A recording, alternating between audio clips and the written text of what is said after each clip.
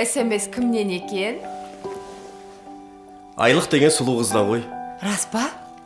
Я, рас. Жан, кеше әлеуметтік желіден әдемі көйлек көрген едім. Аса қымбатта тұрмайды. Алайықшы. Ой, қымбат емесінді білем ғой сенің. Ту, Жан, алайықшы.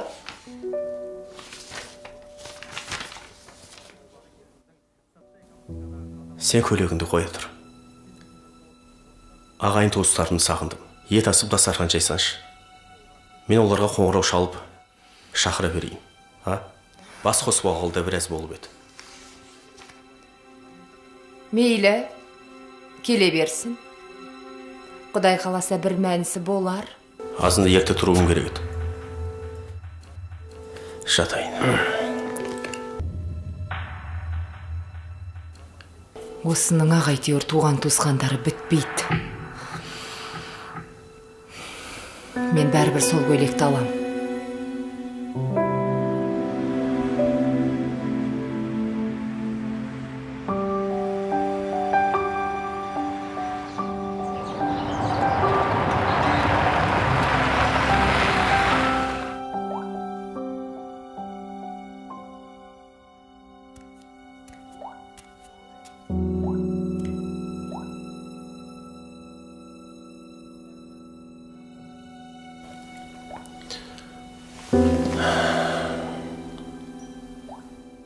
Қонақтарға дастархан дайын ба? Туыстар кәскеп қалады.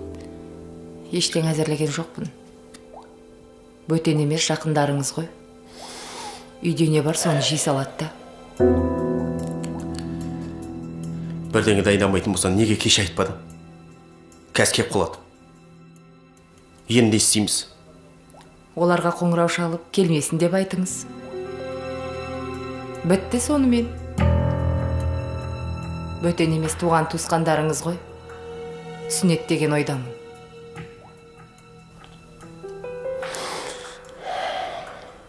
Саған сөзімді қор қылғым келмейді. Алла кешірсін сені.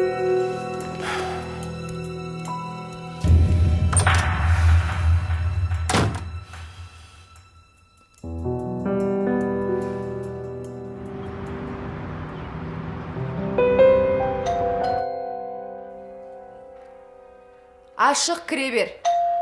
Ашық дедім ғой. Қызым. Пап, мам, қалайсыздар? Ой, аман есен. Күйеу бала қайда? Қазір Көрінбейді. бір жерге шығып кеткен еді. Кел, отырыңыздар. Мынаны қоя сал. Кеше өзі қонаққа шақырып, енді өзі жоқ болғанын қызық болды ғой. Сіздер отыра тұрыңыздар. Мен қазір шай қойып келем.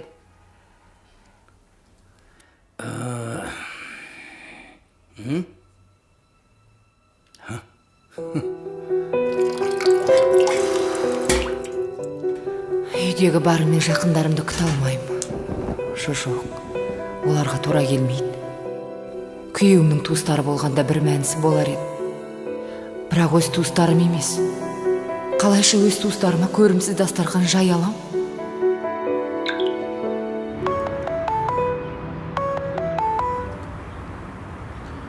Да. Алло. Неге үйге менің туыстарымды шақырғаныңызды айтпадыңыз? Сен туыстарым мен менің туыстарымның екеуінің не айырмашылығы бар? Өтінем сізден. Дастарханға қоятын үйде ештеңе жоқ. Ештеңе даярлаған жоқпын. Дайын тамақ сатып ала келіңізші.